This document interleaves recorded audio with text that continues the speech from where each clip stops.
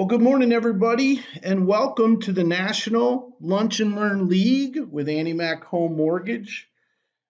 I have hosted a few of these now, but none of them do I feel as strongly about as this one. This is one that you could change your income right away. I'm talking adding $50,000, $60,000, $70,000 a year in income to your calendar year this year. If we can work together, I've done it myself over a 30-year career. And I've also done it with about 1,100 real estate agents that have added $50,000, $70,000, $100,000 a year to their income. What we're talking about is the Expired Listing Goldmine. My name is Russ Fitzpatrick, and I'm one of the founders of AnnieMac Worx and the AnnieMac Worx productivity platform. I will share with you that for 25 years in a row, I did expired listings every day almost, probably not less than 5 days a week. But I had a lot of gumption. I needed to make enough money to raise a family and to provide for that family. And I was very dedicated to residential real estate. So I'd like to dedicate this particular National Lunch and Learn League session to my son, who's a 22-year-old young man trying to figure his way out. One of my good friends that's a RE/MAX agent that's about 51 years old, and he's been in the real estate business as long as I have. And I'm also going to dedicate it to a newly licensed agent that I know who just retired from the post office and decided to get into residential real estate. So hopefully this will share with you my vision. If my 22-year-old son's asking me that he's thinking about getting in real estate, this is my advice to him. Don't get into real estate unless you can call on strangers. In real estate, you need to be able to contact people that you don't know. And if you don't have the gumption for it, you ain't going to do very well in real estate. In residential real estate, strangers have all of your money. And if you're not good at talking to strangers, you're not going to do well in residential real estate. To my 51-year-old friend who's been in the residential real estate business as long as not as long as I have, but a good long while. He's always in the executive club at RE/MAX, which means he makes, well above 60 grand a year. And many years in his career, he's been in the 100% club. So it means that he makes over $100,000 a year some years. Last year, I happen to know he made $108,000 in gross commission because I counsel him from time to time about his career. Well, when I ask him, about 80% of his business comes from his sphere of influence, friends and family. The balance of his business comes from buyer side lead conversion from different lead sources, and it's a smattering once in a blue moon of direct mail. He doesn't have a farm area. He doesn't work expireds. He doesn't consider himself a strong listing agent, and he does not have a listing presentation because in his mind, and maybe in your mind, he doesn't need a listing presentation. What do you mean a listing presentation? I go over to my friend's house. I tell them what it's worth. They tell me okay, and I list it. So why would I need a listing presentation, Russ? Well, here's the funny thing about this friend. So where is John, I'm going to use John Smith, going to get an extra $24,000 to $40,000 per year to invest in his retirement? He's at 51 today, and he has not a pot to proverbially build his retirement around. And he doesn't know how he's going to make an extra $25,000 to $50,000 a year to invest for his retirement. So I have a suggestion for my friend John Smith, and I'm going to make the same suggestion to you. If you want to give yourself a $30,000, $40,000, $50,000, $60,000 a year raise, spend 2 hours each week on expired listings. That's the premise of today's conversation at National Lunch and Learn League. During each week, commit to yourself that you're going to have not less than 10 conversations with the decision maker of the family. So the husband or wife, you're getting on the phone with at least 10 humans each week. Well, if you did that 40 weeks out of the year, you would have had 400 conversations with decision makers who are thinking about selling their house. And that would probably generate, if you stapled your tongue to your bottom lip, everybody do that visual right there. Stapled your tongue to your bottom lip, you'd probably get 25 listing appointments. You're not even great at it if you're only getting 25 listing appointments out of 400 conversations. But let's just tone it down a little bit and say that after 25 listing presentations, you got 13 listings taken and only 9 of them closed. Now, before we go on, I know we don't know each other very well, but I've been in the real estate business since the mid 80s and I've managed a lot of people in our business. And I just ask you, where else can you spend 2 hours a week on a labor that you don't necessarily want to do, but you know you got to do it, and you spend 2 hours a week and you end up with 9 extra closings? Well, if your average price point is $250,000, you're talking about an extra 67.5 in GCI, gross commission income.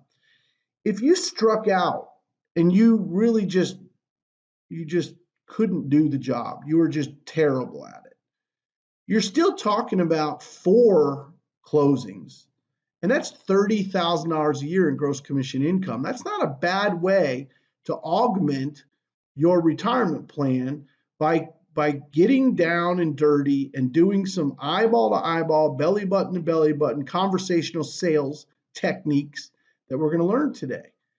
Now, to my newly licensed retiree at the post office, I say the same thing I said to my son and the same thing that I'd say to my best friend if he was thinking about getting in the real estate business. Don't think that you're going to become the postman realtor extraordinaire. Don't get into real estate unless you can talk to strangers. Don't get into real estate unless you know how to contact people that you don't know, meaning that you're able to reach out to people that you don't already know. And remember that in residential real estate, strangers have all of your money. So you have to be able to speak to them. So the last question that I have for the postman who just retired, he's got a pension and he's thinking about getting into real estate. So I said, well, here's the question. Do you want to make 30 grand a year to augment your pension? Because that's pretty easy in real estate, right? It's 6 sales a year. That's what the average realtor in North America does. That's why the National Association of Realtors is the most pathetic group of unprofessional people that exists in the United States. 2 million people, but 1.6 million of them barely make a living, and really most of them don't know what they're doing. So if that's what you want to be, is an average 4, 6, 8 deal a year realtor, then, okay. But if you want to make 150 grand a year and change your lifestyle, you already got your pension, you've got some financial security built into this pension. Do you want to make an additional $150,000 a year and change your life? Or do you want to just dabble and augment your pension? Well, if your answer is A, then just do what every other realtor does. Stumble around like a blind squirrel and find an acorn on the ground once in a while. And you're even a blind squirrel finds an acorn once in a blue moon. And you'll do your 5 or 6 deals a year from your friends and family, and you'll make your extra 30K a year, and it'll augment your pension. But if you want to make an extra $150,000 a year and change the vacations that you go on and change the cars that you drive and change where your kids can go to college and change the kind of restaurants that you can frequent and change the types of hotels that you stay in, then you need to do this. I'm going to spend the next 20 minutes or so telling you what this is. Well, you ever notice that when you go on the internet, that the ads match your needs? So a 15-year-old student athlete who's a male with prom coming up gets these ads on Facebook. And a 40-year-old real estate female who loves shoes gets these ads that come up. Did you ever notice that if you were a 42-year-old teacher, female who loves to travel, the ads that come up are different than the ads that come up for the 15-year-old boy? And if you happen to be a middle-aged real estate male that likes success books, then you get these ads that come up on your screen. Stay tuned here. This is kind of curious. Do you mean that somebody's watching you and somebody is deciding, do you like to take cruises? Do you use hair color? What shade of hair color and how often? Has this person ever filed bankruptcy or does he need credit repair? What type of business does this lady run? What decisions does she make? Who's your favorite football team? Which clubs or restaurants or stores do you like best? Do you have a dog, cat, bird, aquarium? Well, when Big Brother's watching, they know what to advertise to you because they can tell whether you're a hot consumer or a cold consumer for a particular product. Now let's talk about the advertising that most realtors do. Most realtors will go and do a billboard. So let's say in a billboard situation, 8,500 people a day drive by that billboard, but only 1 or 2% of them are even thinking about selling or buying this year. Of the 2,000 people that are that you send recipe cards to, only a couple of percentage of points of those people are even going to consider uh, listing their home this year. Of the 28,000 people a day that read the newspaper, a handful of them might be thinking about buying or selling a house. And if you're going to go to networking meetings at the JCs, or you're going to go to networking meetings at the different B&I groups and things like that, there's a pretty good chance that a couple of people a year are going to want to buy or sell a home during those meetings, or that you're going to meet people. But take a look at this. If the thermometer burns hottest at expired listings, for sale by owners, and list pendants, and it gets a little cooler or more neutral in farming, I'm not suggesting that you don't do just sold marketing to the colder audience. I'm not suggesting that you might not one day want to get bored and just cold call canvas a neighborhood and say, hey, we sold the house on 3rd Avenue. I did that. It works very well. But just look at the thermometer. 68% of people that expire are going to list their home. 54% of every buy owner lists their home within the first 30 days of putting the buy owner sign up. You're talking about the white hot burning desire. The consumer has a 68% chance that they're going to relist their home. Where would you invest your first marketing dollar? Would you going to go down to the cold stuff, or would you go into the heat? Where would you invest your first effort? Where would you put your time? Guys, I'm not saying that this is the only thing to do, but if you were the postman that just got into the business, if you were my son, if you were my buddy who's been in real estate forever but's never really hit it out of the park, you know what I would say? Go where the people want to sell their house. Go to the place where the people are most likely to want to list their homes for sale. That is the expired listings that come out of your MLS computer every single day. During the days of the gold rush, prospectors would wake up early and go down to the creek and, sift through the rubble and soot, hoping to uncover a golden nugget. The only difference between you as a realtor and the prospector who would go down there is the prospector didn't curse the dirt and the rubble, but many realtors will curse the seller who doesn't want to sell their home anymore. Why? Your job is not to convince people to want to sell their home. Your job is to find the people who want to sell their home. You're just looking for the gold nugget in all that rubble that comes out of the expired listing computer every night at midnight. It's always been our contention that if you need to build some listing inventory, that the fastest way to build that listing inventory is to chase the expired listings, okay? In other words, these are the people that are most likely to be interested in selling their home. These are the people who are most likely to accept a price reduction. These are the people who are most likely to pay full service real estate commissions. And some of them have an increased motivation because they're really frustrated. And you get to help them. It's a very exciting profession to solve problems.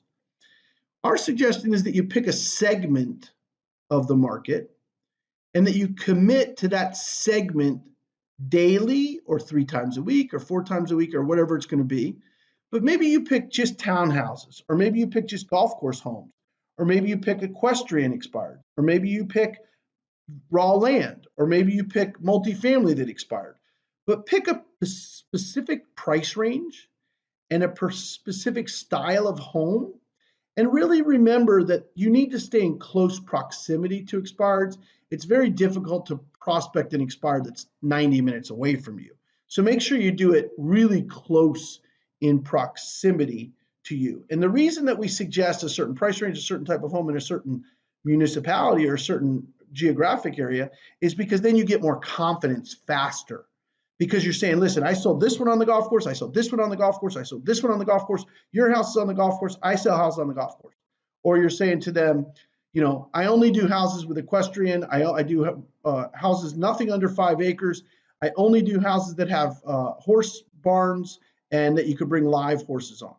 Whatever your area of specialization is, it magnifies itself in the expired listing marketplace.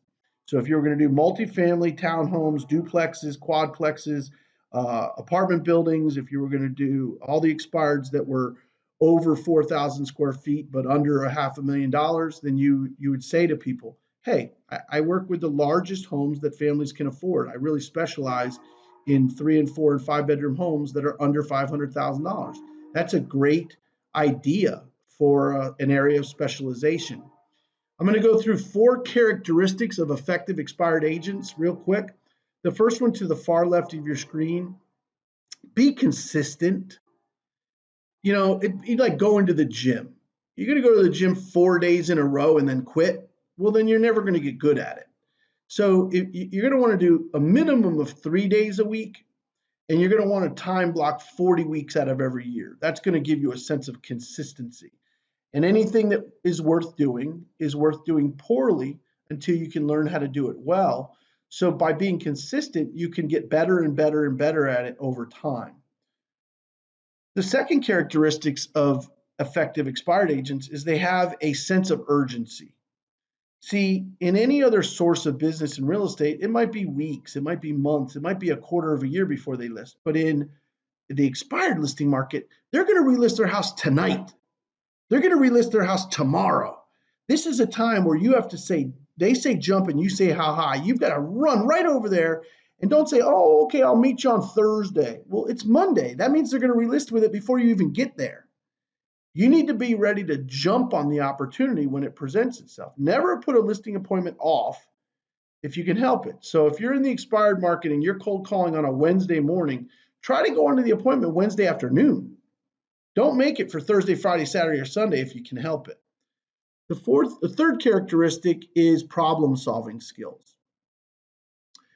People who expire either did not take their old realtor's advice or never got the proper advice from their realtor. Maybe they're dealing with a garage conversion permit issue. Maybe they're dealing with a lot that backs up to a main street. Maybe they're dealing with wires, power lines behind their house. Maybe they're dealing with a 3-bedroom that was marketed as a 4-bedroom but doesn't have a den. There's so many things that create problems that ended up expired. Maybe they just had a pit bull and they didn't want people to come in and see it except for certain hours. There's always some sort of a problem. Or maybe there's a big debate about price, or their roof is a shaker shingle roof that looks like it's fallen apart or whatever. Maybe the house needs renovation. In the problem-solving skills department, I would say the characteristic of an effective expired agent is that the customer, more than any other customer, needs your guidance, and he needs your counsel, and he or she needs your insight into what they need to do to make the right decision. So this is an area that if you're a particularly nurturing, a consultant and an advisor type, if you're a humble servant leader, you're going to excel in the expired listing marketplace because these people have problems that need to be solved. The fourth characteristic is all about sales, uniqueness, differentiation. You need to surprise your seller with something new and different, a different way of looking at something. Think about his needs and package a unique offer that seems almost irresistible so that he'll at least agree to meet with you. What you'll learn about the expired listing marketplace is getting the appointment is more than half the battle. Getting in the living room, like Jerry Maguire said, get me in the living room, you're going to have success. So get in the living room, no matter what you have to say, do, how many hoops you have to jump through, whatever you've got to do, use a sense of urgency and some problem solving skills and use a unique selling proposition to get into the living room. I'm going to show you 2 case studies from the expired listing race that hopefully will resonate with you to give you an idea of what this feels like. This is one of my real world achievements in residential real estate, and I hope it's a transferable skill for you. This was a $300,000 house that expired. Wasn't a high-end house, but it makes you $9,000 if you list it, right? $9,000 isn't chicken feed where I come from. So at midnight, it expired, and at 8 a.m., as I usually did, I called the expired listings. So I called this lady on Kimberly Boulevard, and it's one of my favorite expired race victories that I've ever had. She said, no, thank you. We're relisting with Josie. And I know Josie. I'm not going to use her last name. She ended up becoming my sales manager at an office many years later. We're meeting her at the office tonight at 7 p.m. to relist with Josie. Well, most of you are polite. I'm a bull in a china shop. So I don't take no for an answer. So I say, you mind if I ask you a quick question? And she says, no, sure. And I said, how long has Josie had your listing? You shouldn't do that, Russ. That's unethical. Whoa, it expired. She's not listed anymore.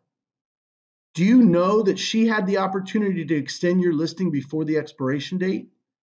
And that because she didn't extend your listing before the expiration date, today you're going to get about 100 calls from realtors all over the county because your listing expired. And that do you know that when the buyers see your house tomorrow relisted, it's going to show that you had been listed for 6 months and then expired and then relisted it again, and it's going to make the listing look old and stale because Josie let it expire? And then let me just ask you this. You have to drive from your house to her office to do the paperwork to extend the listing another 6 months. Well, let me ask you something. If you're going there at 7 anyway, could I share with you why your house didn't sell? Because I can see right here on this piece of paper why your house didn't sell. What if I come over at 4, you and I meet, I'll leave you all the information on why your house didn't sell. And then if you decide to go over and relist with Josie at 7, you still do it. You never even tell her we met. If you decide that I make a good point and you should make some changes to the way your house is being marketed, then I'll call Josie and tell her that I forced my way in and got your listing and that she is not going to get the listing. You don't ever have to talk to her again. And the lady said, okay, come over. And I went over at 4. I executed a listing agreement. I made the $9,000 and I sold them another house. And Josie Pirzola, Josie XYZ ended up becoming my sales manager many years later. If you don't like this type of sales, expireds are aggressive. You have to be an aggressive person or you're not going to get any listings in the expired listing marketplace. So I'm going to give you another case study. This was a single mom, divorced single mom. Her home expired at midnight. And I said, hi, Mrs. Scotto. I pulled your house up this morning because I was going to call you to show it. And I found out that it had come off the market. It's no longer on the market. And she said to me these words: "I'm too busy. I'm taking the house off the market for a few months. I got to go." And that's what many, many, many expired listings say when you first call them. They always say that. And then you say, "Well, can I ask you a quick question?" And she reluctantly agreed to allow me to ask a quick question. Where were you going to move when you put your house on the market? Where were you thinking about moving to? And she said that she wanted to move to be closer to her mom in Pompano. Believe me, guys, that was the in. She said that I would like to have moved to Pompano to be closer to my mom. And during her explaining the answer to that question, I could hear her kids in the background. I could tell that you're busy. I said, "Let me ask you a question. If I can sell your house and close on your house while your kids are out of school this summer, and you could get moved into your new house over closer to your mom, would you at least let me come over tomorrow?" And here's what I'm going to do. I'm going to get there at 7:30 a.m. while the kids are getting ready for school. I'm going to bring you Dunkin' Donuts coffee. I'm going to bring the kids breakfast, and I'm going to show you why your house didn't sell. And then I'm going to get your house sold, get you into your new house before the summer while the kids are out of school. Would that be something that you'd be interested in? And she goes, "You would come here at 7:30 tomorrow morning." And I said, "Yes, ma'am." And she said, "You would bring my kids breakfast so that you and I could sit down and talk." And I said, "Yes, ma'am." She said, "Done. Come over." And at 7:30 in the morning, I brought over stupid, sugary, bad breakfast Dunkin' Donuts, and I brought over a couple cups of coffee, and I sat down with Miss Scotto, and she became a client of mine for life. Probably sold 7 homes for her over the years, and her children's homes as they grew. I swear to you, that's a fact. Now, the if I could, would you proposition is the switchblade knife to an expired listing fight. It's a debate. The seller wants to get you off the phone. The seller wants to get you off her front porch. The seller wants to get you out. And all you use is the if I could, would you proposition. It says, if I could close your home for $389.9 and close on March 30th, 2019, would you at least consider sitting down with me for a few minutes this evening? If that's not your cup of tea, look, I've been doing this a long time. If I can guarantee that I can sell your house at or above asking price, would you at least be interested in taking a look at what I have to say? Some of your brokers aren't going to like this, but in order to get into an expired living room, sometimes you got to get creative because they're frustrated. So if I didn't require a long-term listing agreement like your last listing agent, but I was only interested in putting the deal together. I've said this to expireds. I don't get paid to list your home. I only get paid if I sell it. So I'm not interested in a listing, okay? I'm interested in finding out if you want to sell your home. And if you want to sell your home, how can I put that right deal together? So let's forget about the listing agreement for a few minutes and just talk about what it's going to take to get your house sold this summer while the kids are out of school. Would you agree to meet with me this morning for a few minutes if we could forget about the listing agreement and just focus on the deal? And the reason that we do that, and the reason it's controversial for some of you conservative realtors in the room, is because you're not recognizing in the expired listing market, you have to get in the living room. So you have to use sales techniques that infer what the seller wants most. And what this seller wanted most is convenience. He's tired of getting run through the gauntlet. So I just use that to say, if I could execute an agreement without a long-term listing agreement, would you at least consider it?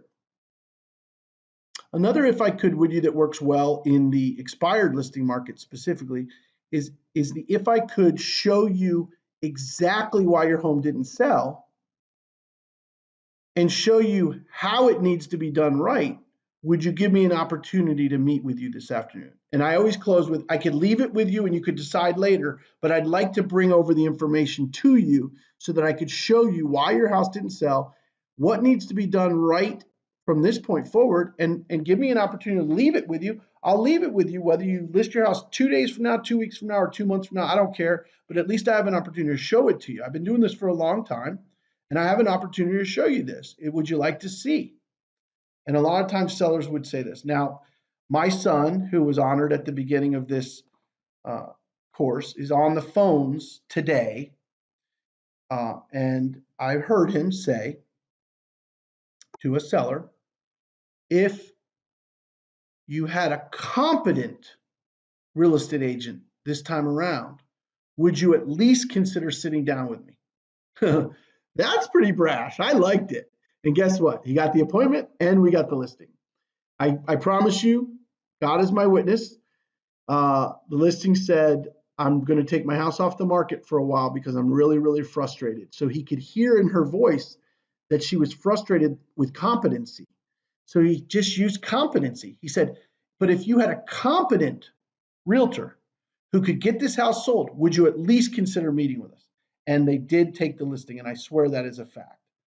Get outside the box. You've got nothing with that seller now, so try anything it takes to create a relationship out of thin air. Anytime, anywhere, anyway, anything it takes, make this seller want to meet with you. That is the juice that's necessary inside the expired listing goldmine. Do not take the first 3 no's for an answer. Keep coming. Well, let me ask you a question. Well, now that you said that, can I ask you another question? Well, now that you made that clear, do you mind if I ask you one last question? So you're getting a couple of opportunities built in to your prospecting. This seller will have a pre-programmed response for your initial inquiry, I promise you. It's almost like you're a boxer and you're walking in the ring with your gloves down around your waist. You have to know that the other boxer is going to take a swing at you. You know, every seller who's an expired says no first. They say, no, I'm not interested. No, I've already sold it. No, we've already got it done. They say, no, I've already decided. I've took it off the market. No, we already relisted. They lie. It's an immediate knee-jerk response that they say to you because they want to get off the phone. This is a defense mechanism. It's not a fact. Find the right question and the right way to ask the question that makes the seller drop his guard and get interested in you. There's another analogy that you need to familiarize yourself with if you're going to pursue expireds. You can't pounce and use bravado and use, emphatic, strong statements because that's not charismatic. Instead, think of it like romantic courtship. You do want to seem confident, but you want to seem sweet at the same time. You don't want to seem overconfident. You don't want to seem too aggressive. So think about romantic courtship and say, maneuver your way past the obstacles until the defenses are lower, and then you start to find out what her deepest hidden secret wants and desires are. What is impossible today that if it were possible would make this seller want to do business with you, want to go out on a date with you, want to get to know you better? Meaning, when you're sensing what that seller needs to know in order to be attracted to you without being overly brash or overly obnoxious or overly pushy. It's a very interesting analogy, the romantic courtship and nurturing an expired listing back towards trust. And then our last lesson relative to the expired listing marketplace is that you've got to have a killer listing presentation, or just don't bother. Because unlike any other arena, the expired listing was frustrated with another realtor, okay? He's frustrated with the whole process, and he probably thinks all realtors stink. So what you've got to do is you got to re-win him over to the fact that you're the one who knows what he's doing. So having an organized presentation of compelling arguments is the most efficient way to influence decision making. So you're going to want to bring in an unprecedented toolbox of features, advantages, and benefits. Like, this is how we do staging. This is how we do our marketing. This is how we do IDX exchange. This is how we syndicate your listing to a worldwide audience. This is how we mobilize the local real estate community. This is how we take advantage of open houses. And I'm not talking about your open house. I'm talking about the 60 open houses I did last year and how those clients are now buying houses. I want to talk to you about our signage program. I want to talk to you about geolocating. I want to talk to you about text autoresponder technology. I want to talk to you about our open house security system. Guys, you have a killer listing presentation and you use those features, advantages, and benefits to differentiate yourself in the hearts and minds of that seller. So they say, I don't want to just date this realtor. I want to marry this realtor. This realtor's got it all going on. And when you do that, you get a very, very compelling presentation. So how do you get to meet an expired? I'm going to show you 5 or 6 of them, then I'm going to turn it over to Carrie for part 2 so she can show you. You could do part 2 whenever you want. I just wanted to get through the nuts and bolts of the expireds during part 1, and then she's going to show you how to use part 2, use these tools during part 2. I used to use sticky notes, little post-it notes on the expired listing door that says, please call me about your house and my phone number.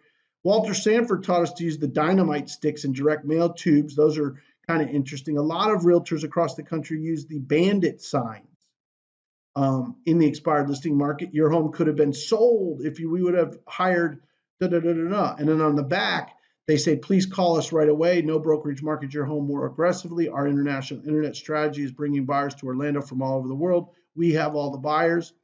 There's letters. We will sell your home in 60 days or less. We will sell your home with sale guarantees. There's all these tools that you can use. We've got a lot of other letters too that are not 60-day sale guarantee letters. We've got letters about the pace of the market, the economy.